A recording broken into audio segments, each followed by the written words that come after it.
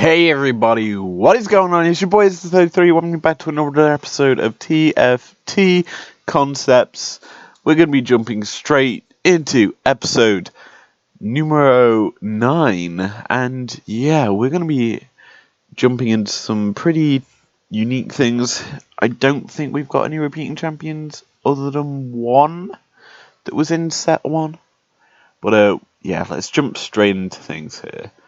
Now, first up, we're going to be looking at Trundle. Now, Trundle, I feel, is going to be a very cheap champion who's only going to be 1 cost, who's going to fill the role of the Glacial and Mountain, because obviously he's a mountain troll. You know, you get the reference. But the reason I feel like he's going to cost this is because his ultimate is actually not going to be that strong. It's going to be his Subjugate from normal League of Legends.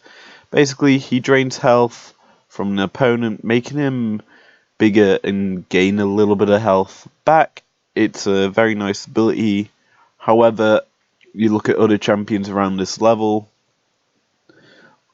they're doing more for less, shall we say. Like Vladimir is sort of an equivalent, or Nasus is a similar champion to him in terms of abilities. So yeah, this would probably be suiting of Trundle in TFT. Plus it also gives us other glacial options and mountain options. Who doesn't like that? Moving on to numero 2, we have Erdir. Now Erdir, I feel, is going to be a very, very expensive 4-cost champion. The reason I think he's 4-cost? Well, he's going to be Mystic, which is one of them unique classes that you don't see much of. And he's also going to have a variation on his actual second trait. Why is it a variation? Well, let's just say he's going to get his abilities and his trait based on what hex you're in. Similar to Quiana. Basically, how she works, obviously, is she's either ocean when it's ocean hex, mountain if it's mountain hex. This is the same thing for Erdir, and you can do this. So, anyway, on his mountain hex, he's going to have Bear. On Infernal, he's going to have Phoenix. Ocean, he's going to have Turtle. And Cloud, he's going to have Tiger. A very, very standard thing to expect here. And the good thing about this is he'll have different abilities dependent on what his hex, the hex will be. So it kind of makes him a bit more unique. He's probably going to be the most unique champion in the mode. And I think could be a very, very annoying target. And I just realized I forgot to put the turtle effect in this. Oh well. I could probably put that clip in sometime. But that's going to be it for Erdir. Let's move on to the next champion. Now, this champion is going to be Riven. And Riven, I feel, can fit a 5-cost champion, Blade Master, and Cloud. So she's going to have the same traits as Yasuo. And Cloud really needs more champions. There's only 2 of them. Unless you count Quiana, so there's 3. You've also got Lux, so there's 4, but they're quite rare circumstances to get a Cloud Lux and the arena being on Cloud to get the Quiana and go Cloud, obviously. So having 2 champions that fill the Cloud, 3 champions that fill Cloud that can link together quite nicely is a very good thing. So Riven's ability that makes her 5-cost is her in-game ultimate. That burst damage ult that does more damage dependent on the amount of health a target has, which is a very nice thing to have. So what I've done here is made this little target dummy in front a bit weaker, and you can see it does increase damage from the base 107. So good thing about this is it actually does provide you a bit more of a versatility. She's basically going to be the big girl Veigar. Just an absolute nuke.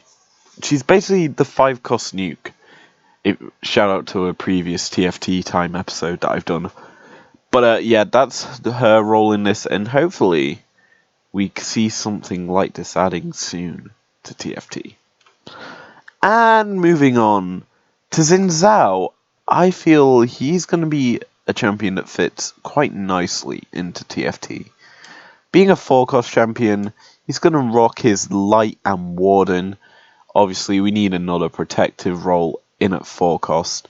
And he's going to be using his normal in-game ult that obviously knocks back targets in this area. And he cannot take range damage outside of the circle, meaning spells and or auto attacks from people like holding a rapid fire cannon or just longer ranged enemies just cannot hurt him. The only way he's going to take damage is from melee attacks, which is a very nice thing and something that would probably work very nicely in TFT.